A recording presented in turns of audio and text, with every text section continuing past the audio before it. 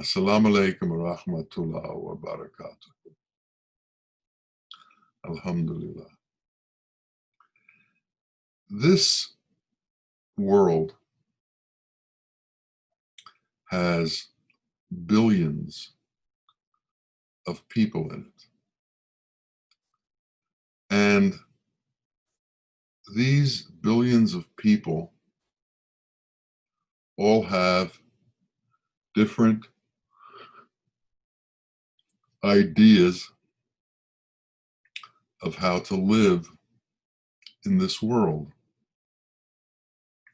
how to carry on in this world, what they should be doing in this world, and how they should be doing it.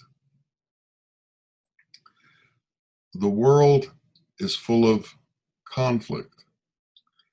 There's conflict between people. There's conflict between races. There's conflict between religions. There's conflict between countries. There's constant struggle over wealth.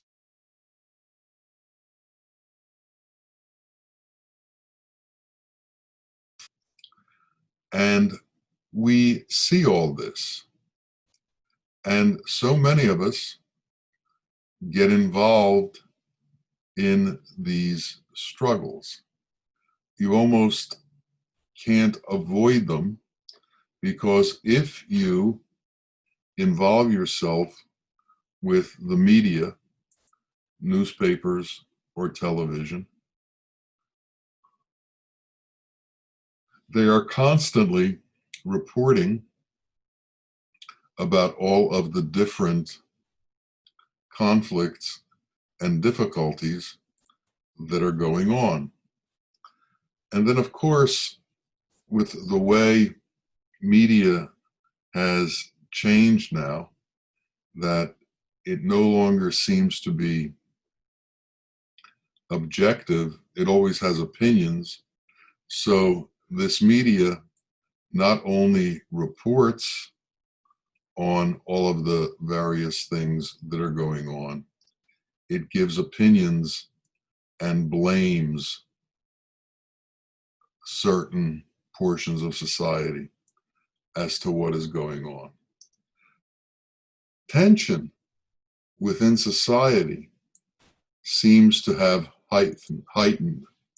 The tension within the various groups within society seems to have heightened. Everything is reactive now, and there are all these flashpoints that occur on a regular basis all over the world now.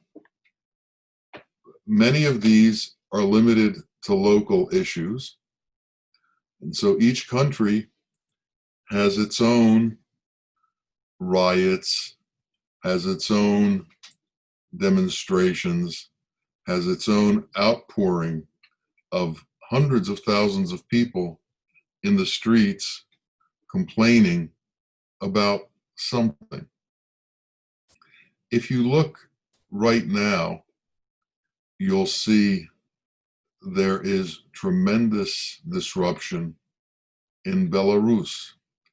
There is this tremendous disruption in Beirut. There is tremendous disruption going on in various cities in the United States. Everybody can look at their local situations and see these problems. Now, we need to understand how we fit into this existence, how we fit into a world that's going through all of these things, and what our place is in it. If you are attempting to bring wisdom into your life, and you are attempting to deal with your existence, trying to figure out who you are, what you are, how you came here, what's your purpose, what is this world, you are not among the majority of people in the world. Most of the people in the world are basically joining into the various groups that are trying to create some kind of dominance within society. And most people are full of opinions of how this should happen and what their place in it should be. So the media treats politics as if it's real and has some permanence. The media treats social disruption as if it's real and has some permanence. The everyday conversations that people have treat the world as if it's real and has permanence, and they need to react to whatever it is that's going on at the moment. They have to somehow take a stand, a position on what's going on. We're full of opposites. Opinions are usually part of an opposition. I have an opinion, you have an opinion. If our opinions differ, those are opposites. And those are positions that are different from one another. And in the standard world view, these positions need to be resolved. Because if they're not resolved, that conflict is going to lead to greater conflict, to disruptions, and to great difficulty. Is it possible that we can relieve ourselves of opinions? Is it possible that we can become still enough internally, serene enough internally, that the external chaos that is constantly going on all around us in every which way doesn't affect our inner being? We are told by the wise men that this world is an illusion, that what we see is temporary and a temporary manifestation, that it will pass, it will dissipate, it will disappear, it won't be here in a few days, it won't be here in a few years. Everything will have changed. Patience is the umbrella of God's throne, but patience is not common in the world.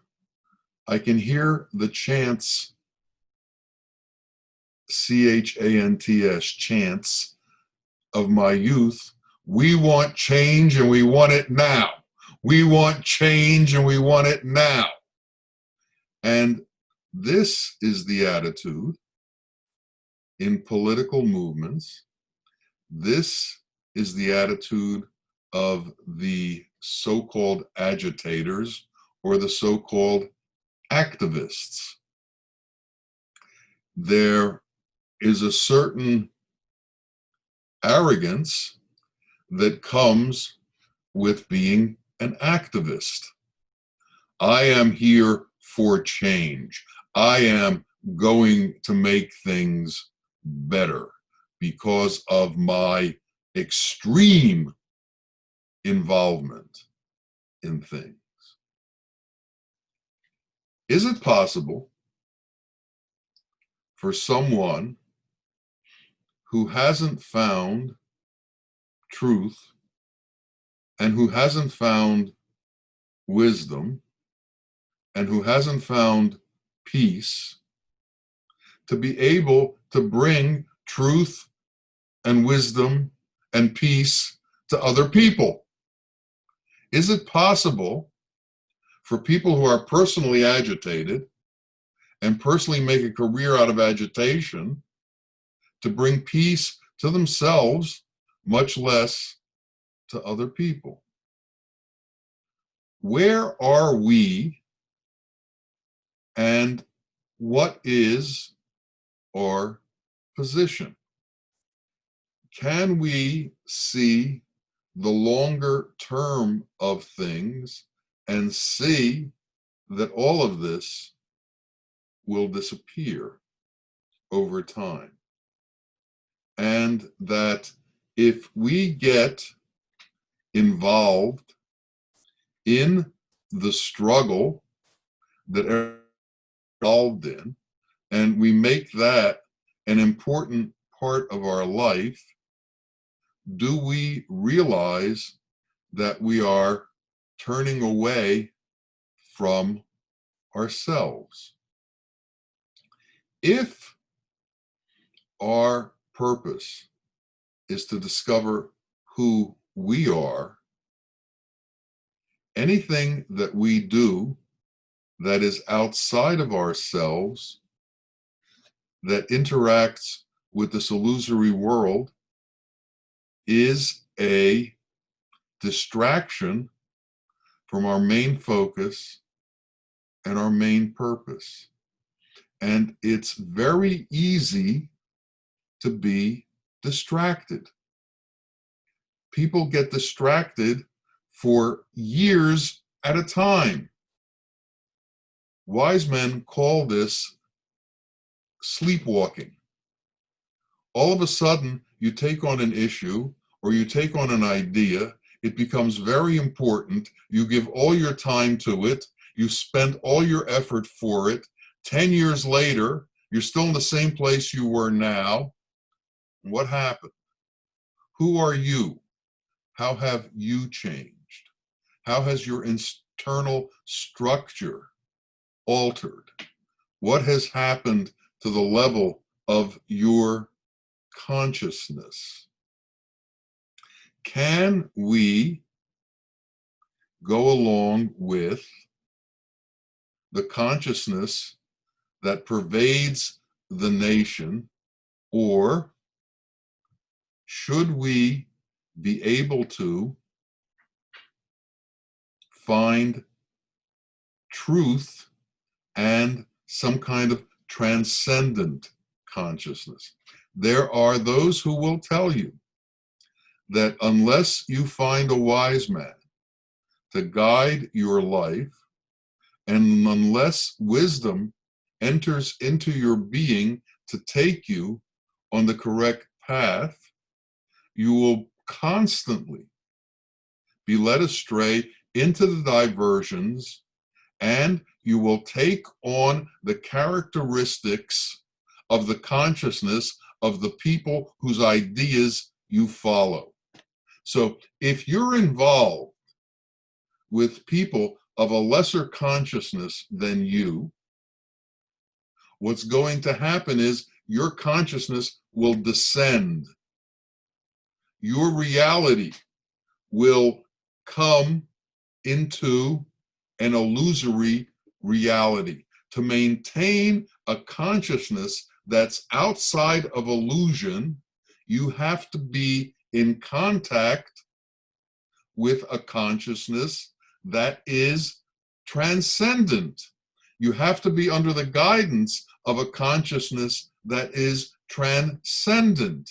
And as long as you're under a consciousness that is involved in everyday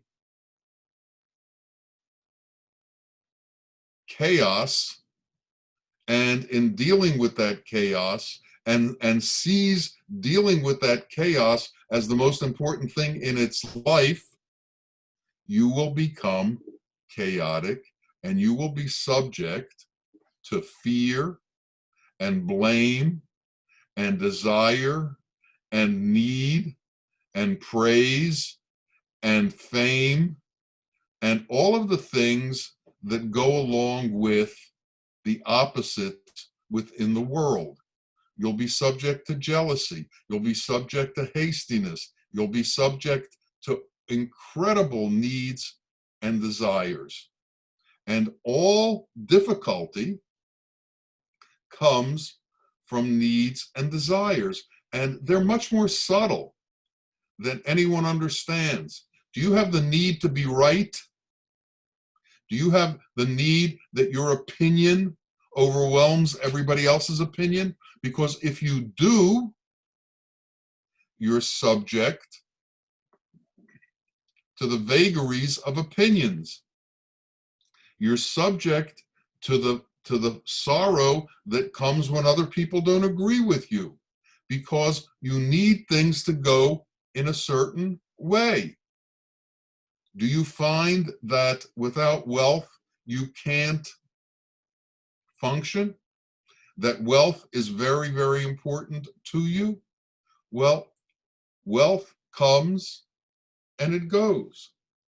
And when it comes, you may be joyous. When it goes, you'll be sad. You can't connect yourself to anything that is within the illusory world and expect it to bring your consciousness to a transcendent level. You can't connect yourself to the chaos that's going on in the world and expect your consciousness to go to a transcendent level. You have to be able to withdraw. When I spent 14 years with my teacher.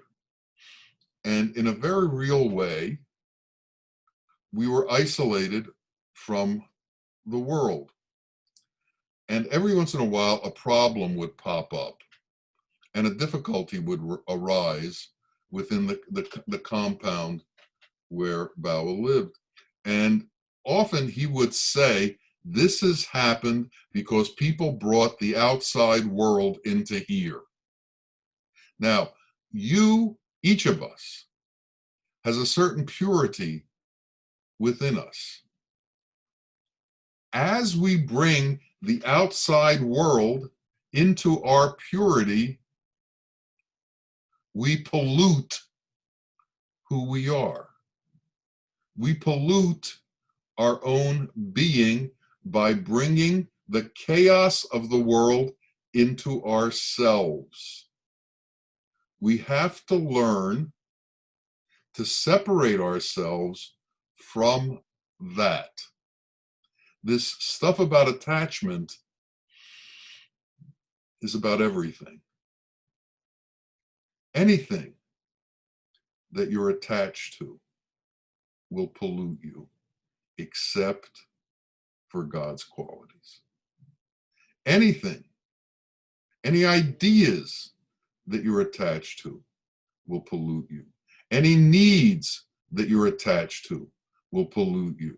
Any desires you're attached to will pollute you. Everything will alter your inner being and change the truth that's within you. So we have to practice being able to walk through the world and not be of it all at the time. Because if we become part of the chaos, we will lose our focus, we will lose our sense of reality, hak reality, as opposed to illusory reality, and we'll lose our way.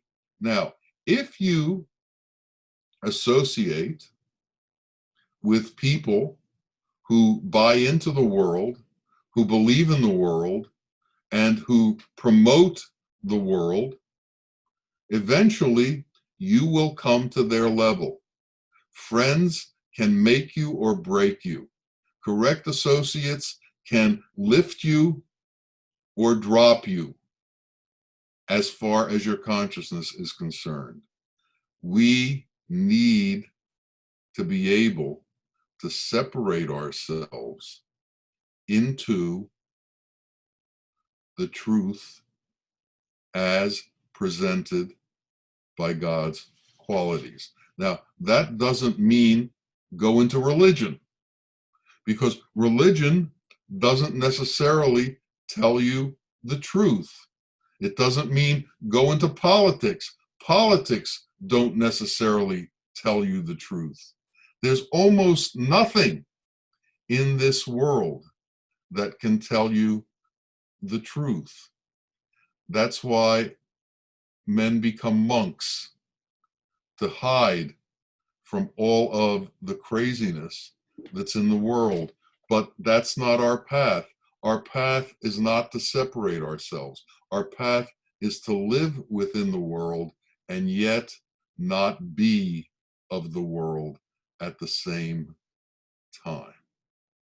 And this is not an easy way. This is not an easy thing to do. But this is the path that we've chosen. And if you want to find the truth in your life, if you want to enter into reality, if you want to find peace, if you want to find tranquility, you have to give up attachments to all of the externalities that we are constantly focused on. We have jobs, but we have to limit the attachment to the job. We have businesses, but we have to limit the attachment to the business. We have all kinds of enterprises and things that we do, but we have to limit the attachment to them. We have to find a way to function where we are free of their influence and of their impact. And if we can't do that, we are going to be subject to all of the distraction that they're going to cause in our life. We're going to be subject to all of the difficulties that are going to come about because we allow those things into our lives. There is only one way out, and that is to escape from all of it. If you have friends who are constantly taking you in the wrong direction, change your associations. If you are in situations that constantly take you in the wrong direction, change your situations. We have to protect ourselves from the chaos of the world. And we have to protect ourselves by insulating ourselves in Allah's qualities. We have to become without the need and the desire to make the elemental world function according to our will. Can we accept what is and allow it to be? Can we be at ease with what is? Can we accept whatever it is that God has brought us at this moment? Can we find peace in our circumstances, or are we constantly looking to change our circumstances? There's always a reason to be unhappy. There's always another dilemma to resolve. There's always a difficulty that arises that needs help. There's always somebody who is crying out for your protection. Realize, each of us, our limitations as to how much we can do. Understand that sometimes creating a connection with God will do more assistance to the world than anything else that you can do. So we need to be able to create this connection. We need to be able to create this connection within ourselves. And that's when things will change. The mind is a constant critic of the world. It doesn't stop doing that job. Think about yourself, and as you walk along and as you see things, you see them, you notice them, but your mind at the same time is telling you about them. Who is your mind talking to? And who's in there that it's talking to? And who's listening? Get a hold of the fact that within us we have enemies. Our mind is our own enemy because it masquerades as ourselves, and it's not. We are not our mind. Imagine if you had a friend who was constantly masquerading and trying to be something other than he truly is in order to get influence over you. Well, once you discovered it, you'd be very upset. Your mind is. It's trying to make you think that it's who you are, and it's trying to get influence over you. But that's not who you are. And as long as your mind is the main way that you interface with the world, you will never leave all of the chaos and all of the difficulty and all of the trauma and drama that the world puts in front of you. We need to understand another way of communicating, another way of seeing things, another way of understanding things. And that's easier said than done, but what we need to do is, instead of feeling with our minds, we need to feel with our hearts. We need to feel with the most inner core of ourselves and not be affected by all of the externalities that are constantly running around us, that are constantly being paid attention to by the whole world. We can't be afraid to be different. We can't be afraid to be isolated. We can't be afraid not to share in majority opinions. We can't be afraid not to allow ourselves to be influenced by what's going on around us. We have to understand that we should be under God's influence and God's guidance. And if we can do that, we can find a place for the truth within us. And we can get in touch with the truth within us. And it's critical to our being to find that place. There is no other way to find peace. There is no other way to become real. So we can spend a lifetime making believe that we are all these different things. Or we can turn inwardly and find out who we really are. Find out the truth about our being. Find out about our connection to our Lord. Understand the mystery between ourselves and our Lord.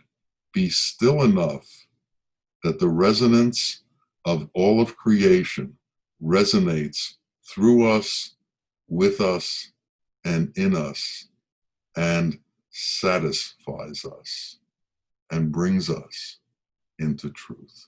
May it be so for each of us. And may Allah bring this understanding deeply within us so that we find truth and peace and mercy and compassion and all of those qualities inside ourselves, and that we walk with those qualities as who we are. May it be so. Ameen. Ameen. Ya Rabbil Alameen. Assalamu alaikum wa rahmatullahi wa barakatuh.